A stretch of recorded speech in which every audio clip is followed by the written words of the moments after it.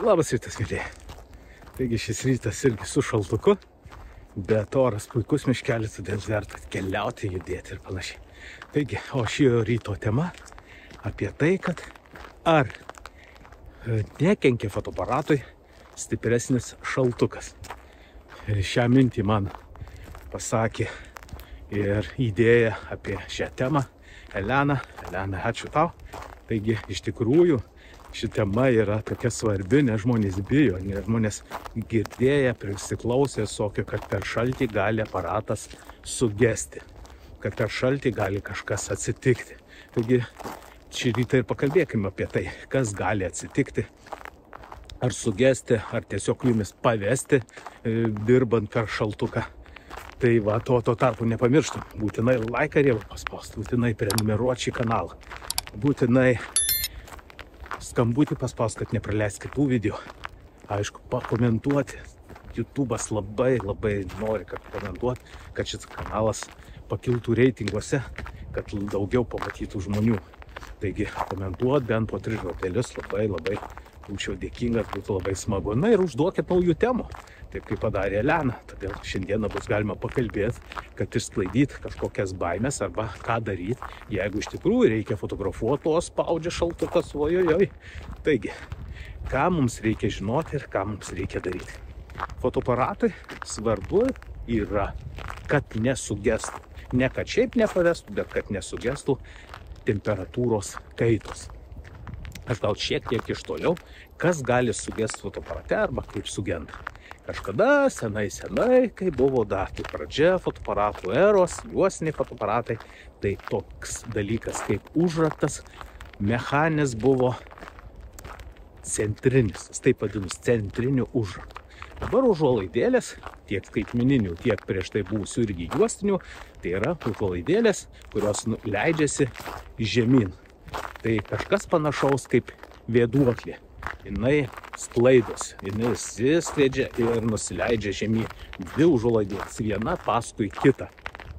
Bet jos, kai užsidaro, jos viena pro kitą prasikeičia, kad tikrai nepraleistų šviesos.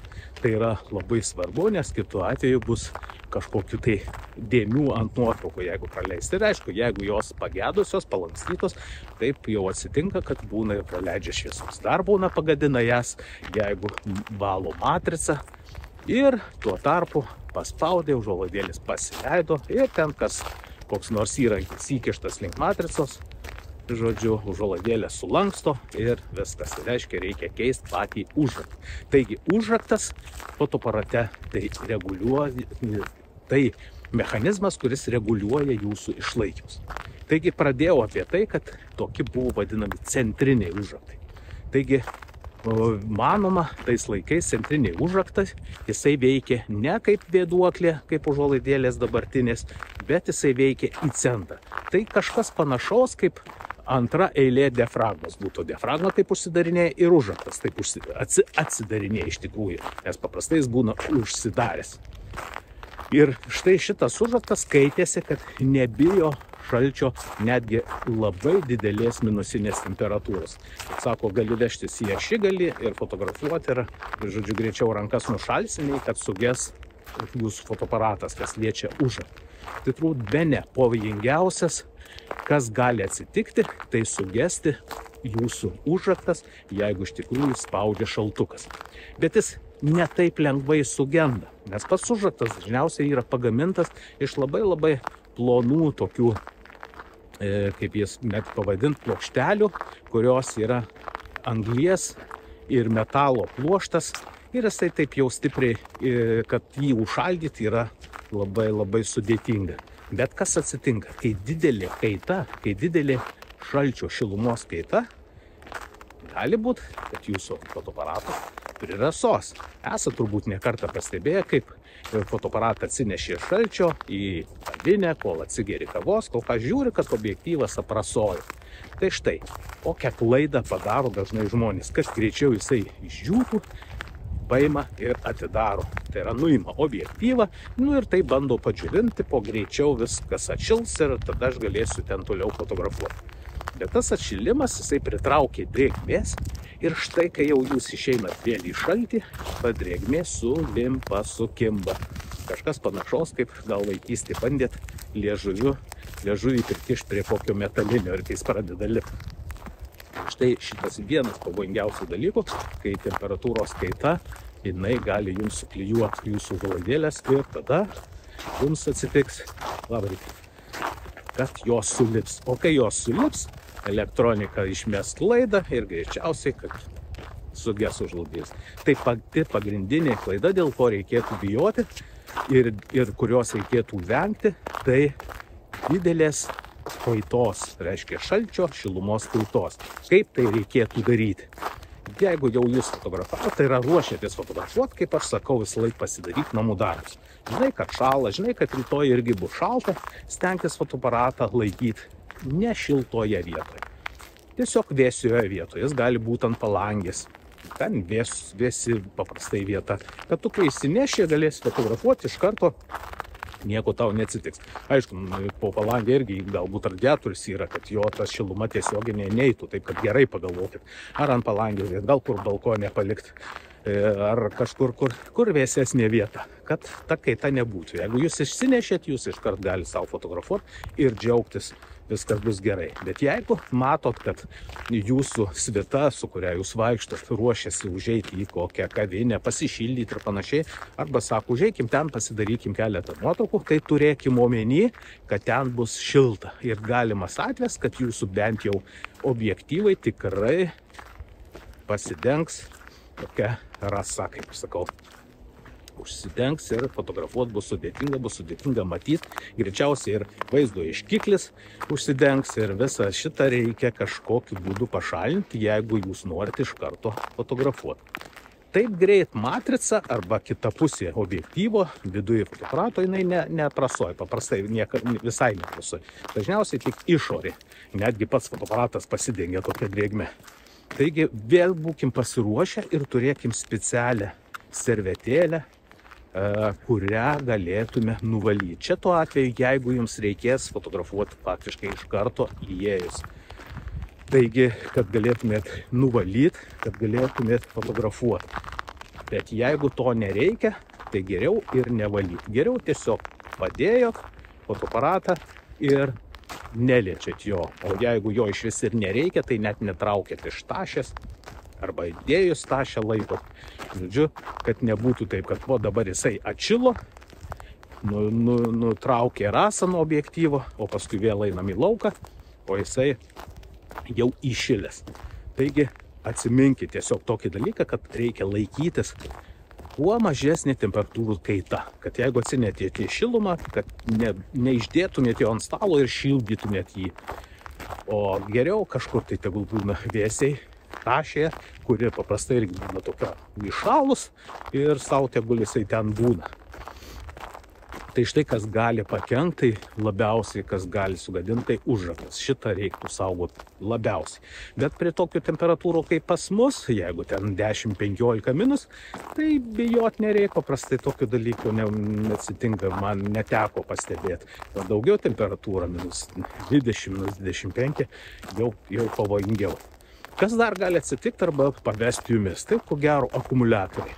Taigi, tokio oro reikia turėti tikrai ne vieną akumuliatorių, jeigu jūsų fotoaparatas nėra profesionalus. Akumuliatorius laikyti reikia irgi ne tašę kur nors, o arčiau kūno, kad visą laiką jie būtų šilti. Nes patys žino turbūt, kaip ir mobiliam fotoaparato lygiai taip pat akumuliatoriai nuo šalčio labai greitai nusėda. Ir tokiu atveju gaunasi, kad atrodo turi akumuliatorių, išėjo fotografuoti, keletą nuotraukų padarė ir žiūri, kad jau ten mirksi ir tu nieko negali padaryti. Kiti būdai geri, kurie pagelbėja, paprastai, kas liečia akumuliatorius, būna priedai, kuriuos galima nuo kažkokio, nežinau, papildomo išorinio akumuliatoriaus atvest kabeliukų ir ten į akumuliatoriaus vietą įsideda toks adapteris, jisai panašus į akumuliatorių. Žodžiu, įkiši jį kaip akumuliatorių, bet laiduku ateina į tampą ir jūsų fotoaparatas kuo puikiausiai atlaikysi visą dieną, gal net ir kelias dienas, jeigu ten jūs turite tą išorinį akumuliatorių labai stiprų. Tai šitas dalykas gali jums tikrai pagelbėti, padėti, kad nebūtų kokių tai nesusipratimų fotografuojant, pavyzdžiui, šventės. Iš esmės ir viskas. Taip, kad labai baimintis nereikia žiemos šaltuko, tokio kokio yra Lietuvoje, nes jūs tikrai gali drąsiai fotografuoti, kad jau kažkas atsitiktų, kažkas turi įvykti labai tokio svarbaus, nežinau, šalto, kad sugūžtų.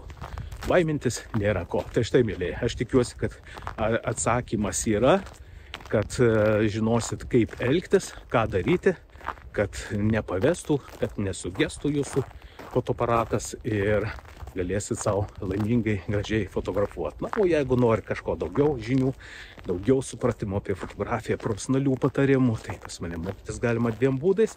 Vienas iš jų savarankiškai, antras individualiai.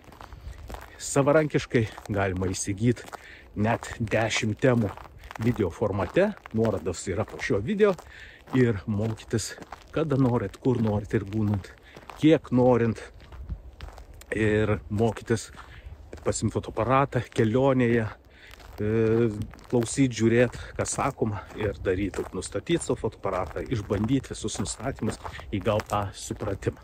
Individualiai mokytis jau yra visai kitas lygis, kartu su manim. Visi profesionalūs patarimai tau, su tavim galbūt daugiau nei su kažkuo. Viskas, mes esam tik tai tu ir aš, akis į akį, jei ko nesupranti, mes vėl kartuomės, vėl aiškinamės, kad suprastum, kaip viskas veikia. Vėl reikia naudoti visus nustatymus, kurie yra patys svarbiausi, todėl kad greičiau dirbti savo darbą, geriau padaryti, efektyviau padaryti, kad gaut tuos efektus, kurie yra svarbiausi, būtent fotografuojant ar šventes ir, žodžiu, turėti, gauti paskui papildomas pajamas. Tai yra, manau, labai svarbu. Vėlgi, nuorodos yra po šio video. Pasižiūrėkit, pasidomėkit ir susisiekim, mokysimės kartu. Taip. Aišku, pabaigai vėl priminsiu. Laikas riebus, būtinai prenumerata, būtinai skambutis, kad nepraleiskit tų video. Aišku, nepamirštam pakalbėti, parašyti ką nors, užduoti naujas temas, taip kad bent kelis žodžius komentaruose, tai labai pakels reitingus YouTube kanale, bus visiems nuo to tik tai geriau. Padėkime vienas kitam, aš patarsiu, o jūs man padėsit komentarais, laikais, prenumeratom, skambučiais ir taip toliau. Taigi, myliai, iki sekančio karto, iki naujo video. Visiems geros dienos. Iki.